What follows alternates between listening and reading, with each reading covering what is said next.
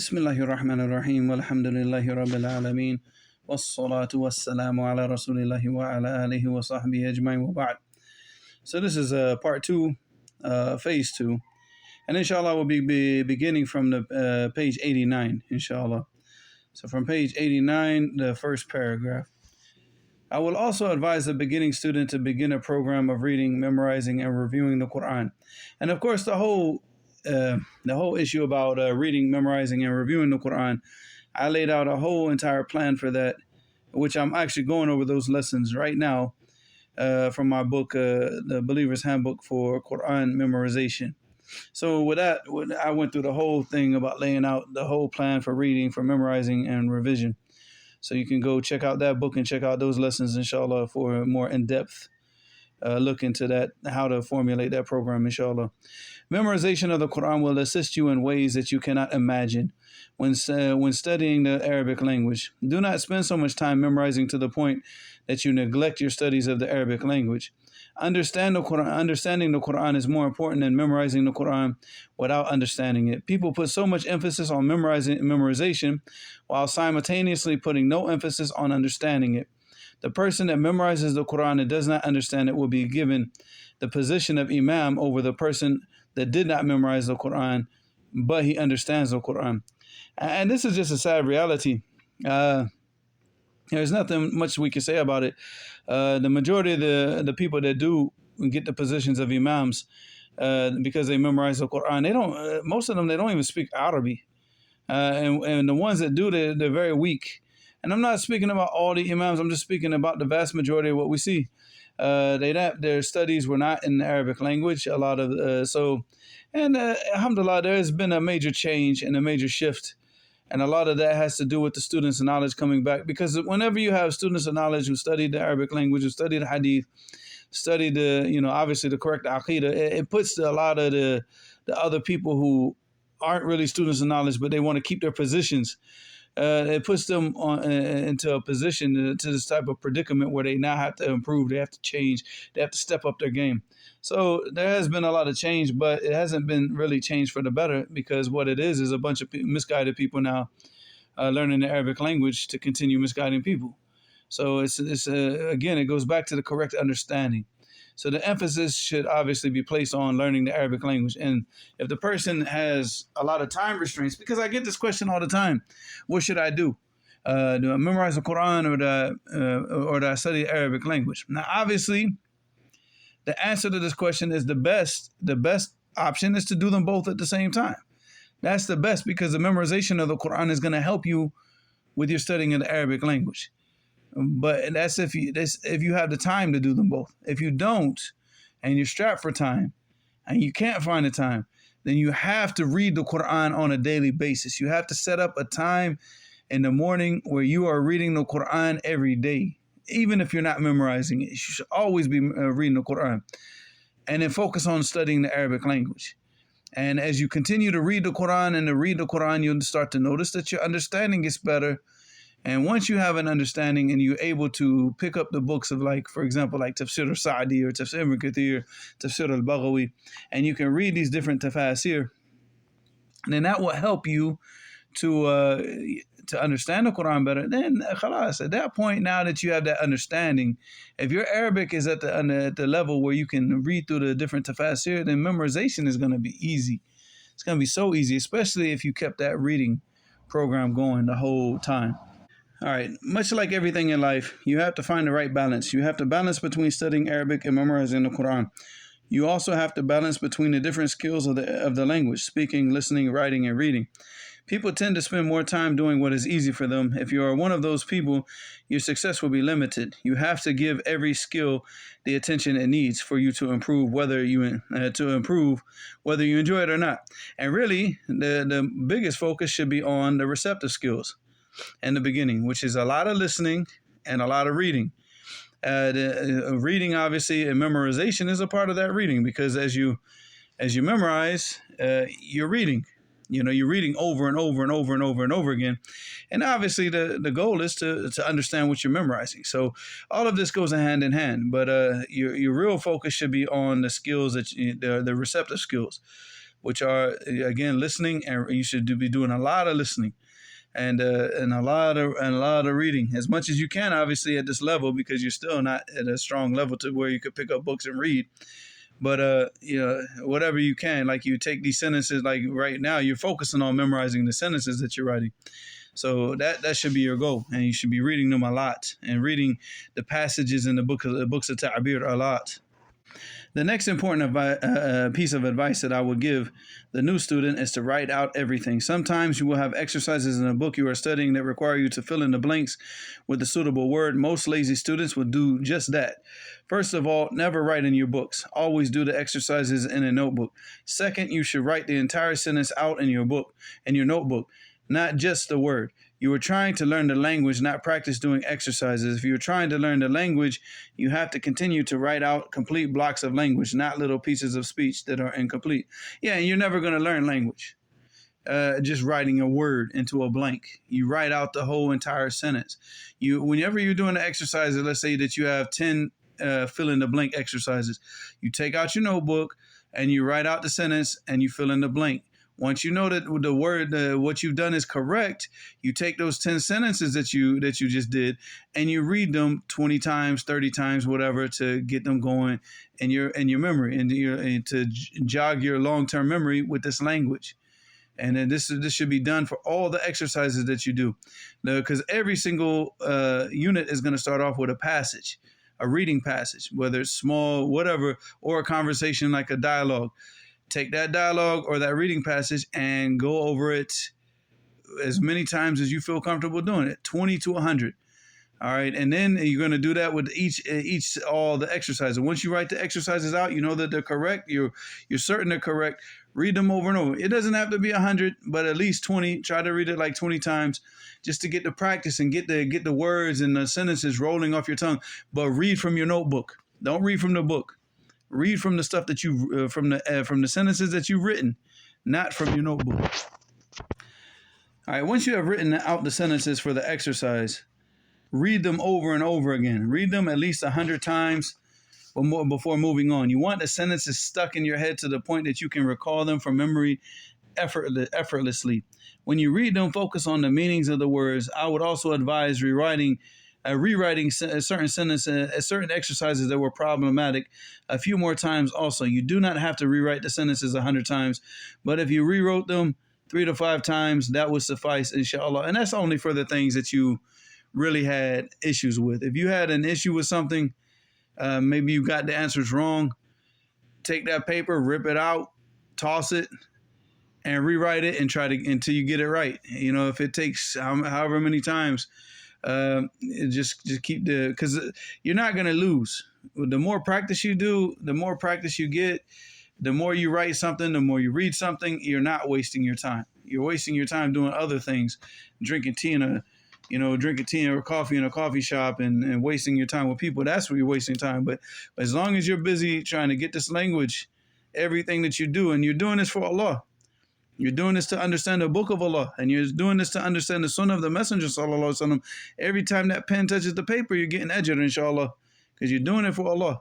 As long as your intentions are correct and the reason why you're doing something is correct, everything that you're doing right now is inshallah is in that path of seeking knowledge. So don't be lazy. You rack up the rewards, because all the struggle that you're doing, you're just racking up like ajr, and this is a beautiful time. Don't be lazy about getting those rewards. During the first phase of your Arabic studies, you will not be producing language. You are going to be memorizing whatever is in the book. Your goal now is to increase your vocabulary base so you can begin your studies in Ta'bir. So obviously, because the Arabic language, it's a new language. So you have to train your mind to start to memorize in this language. Even if your memory was super strong in the English language, like you could take a Shakespeare poem, like a sonnet from Shakespeare, and memorize it, and after reading it 20 times, it's not going to be the same in the Arabic language. So because it's new to you, so you don't have that language in your head. You don't have like a search engine full of information in your head of the Arabic language. So you don't just, so the whole thing about the first phase is just rote memorization, and you're not going to really understand much, but it's getting the language into your head So now you can start to understand it, and that's where the second phase is really coming into play. My last piece of advice for this phase is for a student to find a teacher that loves the Arabic language. Oh, this is so important. That love that the teacher has for the Arabic language is it just, how can I say this? It's really contagious. It's a really contagious thing. And you sit with that person, you just start to, even if you were like half and half, but you just the love that that person has for the science he's teaching, it's gonna make you love it. And the opposite is true. If the person is just teaching the Arabic language, like say he's just doing it for money, but he really doesn't have a love for the language, you're not. It's really gonna. It might actually take the motive. You might be motivated to learn the Arabic language, but that person might actually just suck all that motivation out of you. Just destroy it. So you really, really want to look for a teacher that really loves the language, like he has a passion for the language, and that's the best teacher. There's a difference between a person that teaches the Arabic language out of a love and passion for the language and a person that teaches Arabic because it is a means of creating an income. If that person would not teach the language for free, the teacher probably does not have a love for and passion for the language. And that's the truth. The thing that you love to do, you would do it for free. I mean, obviously, we all have to make a living. We have to pay bills. We have families to support. So trying to make a living out of something is ideal, but you would teach it for free if that's all you could do because you love that thing. It's like sitting there, like the knowledge of hadith. I couldn't imagine charging somebody to sit down and teach him the science of hadith. I couldn't imagine charging that person, much less making a living out of it. But things that you do, like for example, like the Arabic language, you might do that as an income producer, so you can support yourself and pay your bills, so you can continue giving dawah and you don't have to go get a secular type job. Okay, tell you. But again, the person that truly has a passion for the language is the person that would do it even if that money wasn't coming in. He just wants to teach the Arabic language. He wants to spread this knowledge, regardless of money or no money. So Allah musta'an. So he said, if that person will not teach the language for free, the person probably does not have a lot of love and passion for the language. Do not study with the passionless person unless he or she is the only resource available. And wallahi, it's even better to study on YouTube. I mean, if that person is that type of person, like they're only going to teach you just because you're putting dollars in their face. Otherwise, they wouldn't teach the language. They don't really care about the language. You're not seeing them studying the language or revising nahu or going and looking at words in the lisan al-arab. Having any concern with the poetry of jahiliyyah. Obviously, that person doesn't care about the language. He just cares about the dollars. So that really is probably better for you to find something on YouTube than to have to study with a person like that. But I mean, you use your discretion, right? If you think there's a benefit with studying with a person like that, then alhamdulillah. But if you start to feel like person's just zapping the passion out of you, drop the person. Like go find somebody else. If you want to be successful in your studies, all right, so actually that is very important. If you want to be successful in your studies of the Arabic language, you have to really love the language. Arabic is very difficult. In fact, it's the most difficult language on the face of the earth. I remember one time, because of all the situation that was going on in Yemen, I was thinking about going to China to go and just teach English in China so I could make some money and come back to Yemen, because it was just like the situation for us was so difficult. I ended up obviously not doing that, but I'm just saying, so I ended up doing an interview with a school in China. They called me, and I remember it was the manager asked me, he said, can you speak Arabic? I said, alhamdulillah, I learned the Arabic language. It's like, how fluent are you? I was like, I get by. I was like, I can get by. I can, my day-to-day life. I told him, I said, look, I've been in, Yemen at that time. It's probably been, I think it's like maybe 11 years, 10 or 11 years. So I said, I've been here over a decade. So obviously I have, an ability to function in the language. So basically what he told me is, you'll have no problem in China. Like, you come to China, you'll learn the language fast. If you learn Arabic, Chinese is easy. And I was like, "You serious?" I said, I told her, I said, "I thought Chinese was the most difficult language." He said, "Oh, no, no, no, no, no. Arabic's way more difficult." Because the thing about Arabic is so specific, so much vocabulary. And not only do you have to like learn a whole new system of reading from right to left, and that's one aspect of it, but another aspect of it is the grammar, the nahu. Now, obviously, basic grammar, like studying like al-ajrumiyya, mutammima, is not difficult, but it does require focus, requires a lot of memorization. It requires a lot of like you really have to sit down and study this stuff. You can't just like you can't be lollygagging, your way through this. So you have to sit down. If you like Ajurumiyya, for a lot of people, it's so difficult. For Arabs, it's difficult, and it's not. It's not a difficult book. It's really easy. Mutamima is where the people start. Like Mutamima starts to separate the serious people from the fakers. When going through Mutamima, that's when you're gonna see like who's really about it.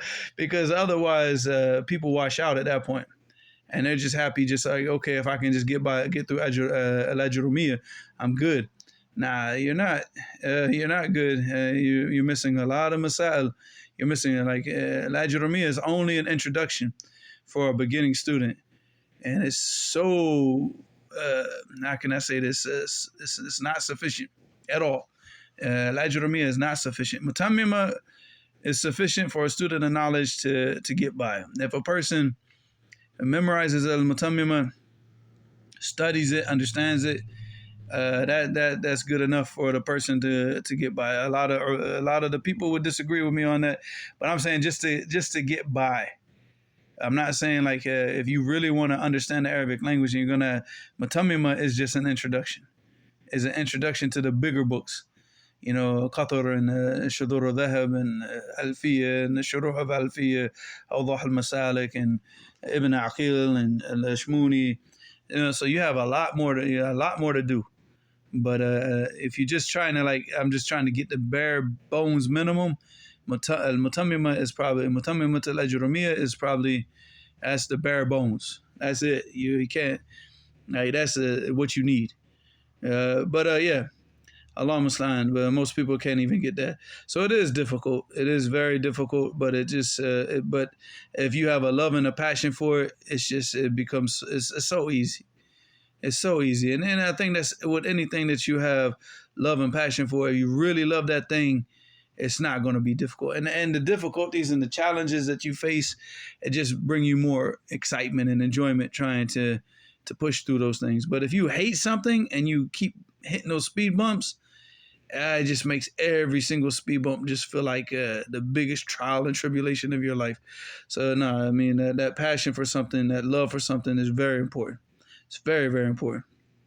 If you want to be successful in your studies of the Arabic language, and in anything, not just the Arabic language, any of your studies, you have to really love the language. Arabic is very difficult, and hard work is not going to be enough. You have to have tawfiq from Allah first and foremost. After that, you have to love the language to the point that learning Arabic is the only thing that matters in your life. Make it an obsession throughout your studies. I mean, obviously, I'm not talking about throughout your whole career as a student of knowledge, but right now, Arabic has to be the most important thing. Like it's a do or die situation. I'm gonna go out there on the battlefield of Lughat al-Arabiya. I'm either gonna become victorious or I'm gonna become a shaheed. It's like that's it, and that's the mindset that you have to have. There's no backup plan. There's no how many eggs I got in the basket. This is the only egg in the basket right now. That's it. Arabic language right now. It's the only thing that matters. Now, once I get this, now doors start to open up, and now it's like, okay, I need to study usul al-fiqh. I need to study mustalah hadith. I need to study a little bit of fiqh. Obviously you're Muslim, so you have to be constantly learning, studying tawheed and revising tawheed and teaching it and the correct aqeedah. That's of the utmost importance as a Muslim. But all the other sciences too, you have to get them. You have to get them. So, but right now, it's just like the Arabic language it's got to become such an obsession that your whole life, the only thing that you can think about the only thing that you talk about. You get on YouTube and you're just looking up videos about how to learn the Arabic language and tips to learn the Arabic language, and you're trying to find like little, like things on Twitter, like little pages on Twitter that give you like new vocabulary every day. Whatever you do, it has to be it has to be a part of that obsession, that every day just trying to learn a little bit more every day, little bit more every day, and you're just stacking. If you just keep tossing pebbles into a pile, you imagine like every single day you're just throwing like pebbles in this pile over over an entire year. How big is that pile gonna be? And then over 5 years, 10 years, and that's what knowledge is about. It's just like stacking those pebbles.